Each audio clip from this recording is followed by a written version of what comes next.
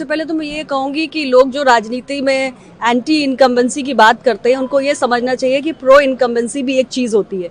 और एक व्यक्ति अगर 10-10 बार मुख्यमंत्री की शपथ ले रहे हैं तो यानी काम को जनता देखती है। और महिलाओं के लिए अगर किसी ने काम किया है तो महिलाएं बहुत तत्परता से ऐसे पार्टी के साथ, ऐसी सरकार के साथ, ऐसे लीडर के साथ जुड़ती भी हैं। महिलाओं ने लंबी लंबी कतारों में लगकर खड़े होकर वोट दिया, बहुत उम्मीदों के साथ दिया। उन्हें लगा कि पिछले 20 साल में जो माननीय मुख्यमंत्री जी का शासन रहा उसमें उन्हें नौकरियों में आरक्षण मिला, शिक्षा के बेहतर अवसर मिले, एक सुरक्षित वातावरण मिला। यानी महिलाएं भी अपने सपनों को, अपने आकांक्षाओं को पूरा कर सकती हैं और वो चाहती हैं, आसमान में ऊंचा उड़ना चाहती हैं, बहुत कुछ जीवन में कर सकती हैं, उनके अंदर हौसला है। हमारी सरकार इन ऐसी महिलाओं को संबल देना चाहती है, उन्हें और आगे बढ़ाना चाहती है, आत्मनिर्भर बनाना चाहती है, क्योंकि भारत सरकार की भी सोच है कि हम विमेन लेड डेवलपमेंट मॉडल को आगे बढ़ाएं। तो महिलाओं के नेतृत्व में भारत का विकास हो, 2047 का विकसित भारत बने, इसके लिए हम दोनों सरकारें मिलकर काम करेंगी। और महिलाओं ने जिन उम्मीदों के साथ वोट दिया है वो उम्मीदें भी पूरी होंगी और बिहार की महिलाएं तरक्की के रास्ते पर और आगे जाएंगी। ये सब आने वाले 5 साल में हम देखेंगे। प्रधानमंत्री मोदी ने भी MY का जिक्र किया था, महिला यूथ।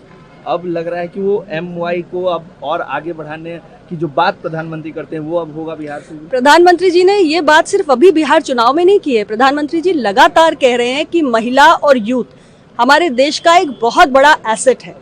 और जब हम 2047 के विकसित भारत की बात करते हैं तो भारत दुनिया का सबसे युवा राष्ट्र है।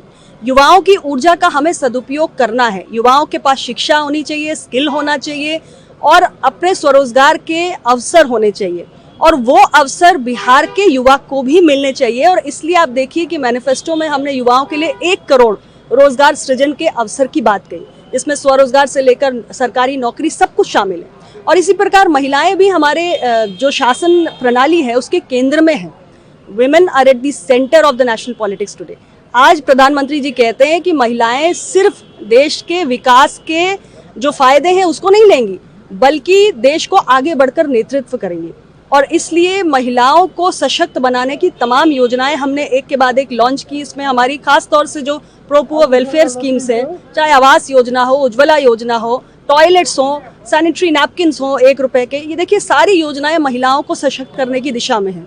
तो निश्चित रूप से महिला, युवा देश के विकास के लिए बेहद महत्वपूर्ण कड़ी है और महिलाओं और युवाओं के सशक्तिकरण के माध्यम से ही आत्मनिर्भर भारत की रचना होगी, विकसित भारत का निर्माण होगा।